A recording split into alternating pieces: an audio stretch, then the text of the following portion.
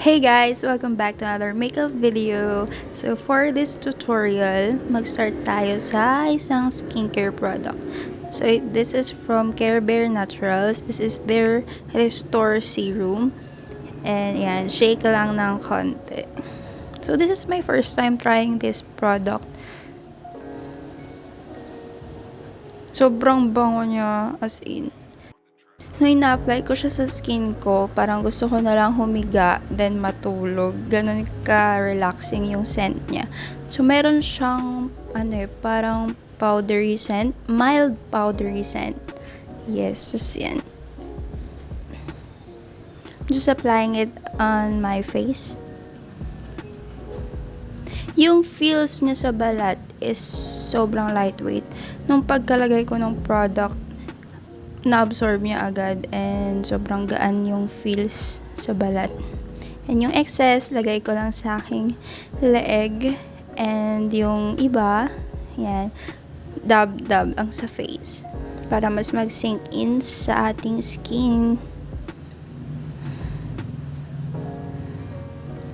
I'm gonna do my brows. This is from EB Advance.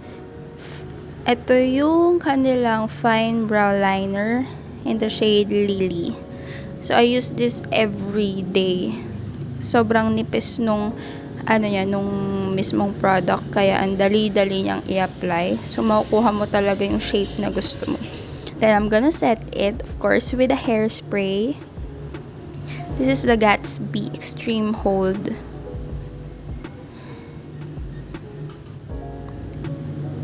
Then, I'm gonna use this sun cream. Tama ba? This is from Carebare Naturals din. So, as you can see, I'm just applying it as a parang concealer. And makita nyo rin na medyo light sa akin yung shade, but maaayos natin yan mamaya.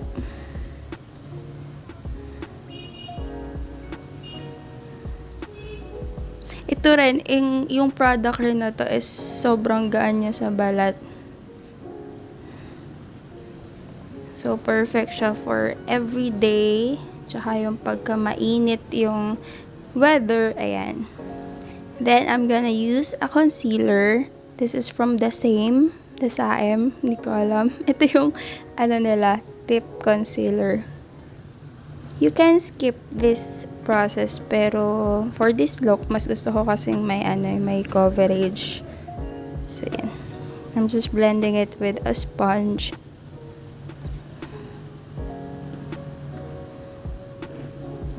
Ang ganda ng dew or nung glow na binibigay niya sa skin. So, not sure kung dun ba yun sa serum or dun sa sun cream or dun sa concealer. Pero, ang ganda nung finish.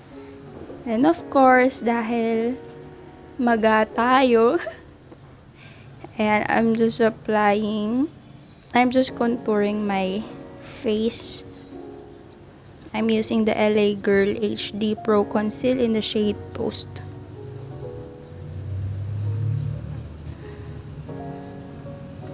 Then I'm just blending it with a sponge.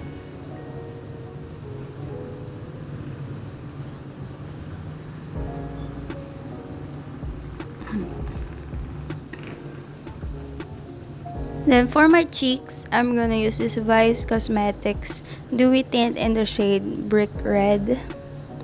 So I'm just swatching it and kitang-kita nyo naman yung gloss na ibinibigay niya.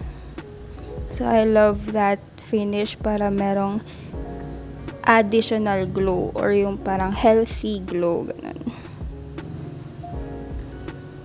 Then I'm gonna set my blush.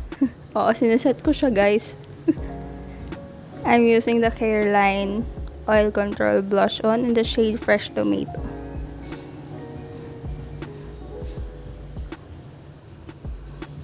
And to set my face, I'm using this Maybelline Fit Me powder.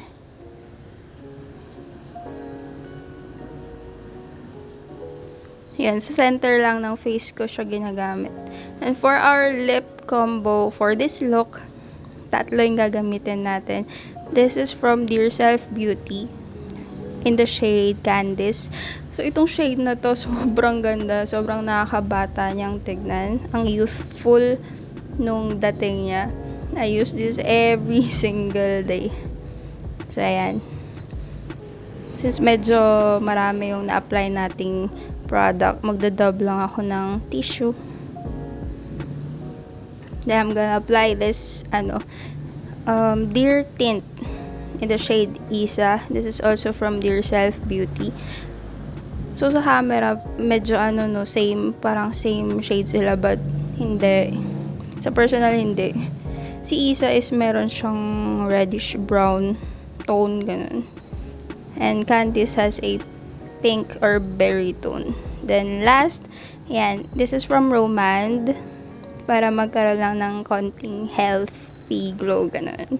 And for additional glow, putik puro glow na lang, this is from also from Dear Self Beauty, their gleam cream in the shade Naomi. Diba ganda? So, napakadali niyang i-apply.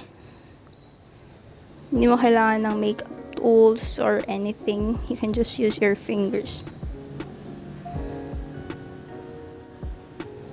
Then, we're done with the tutorial. Ay, hindi pa pala. I'm curling my lashes. My straight, stubborn lashes.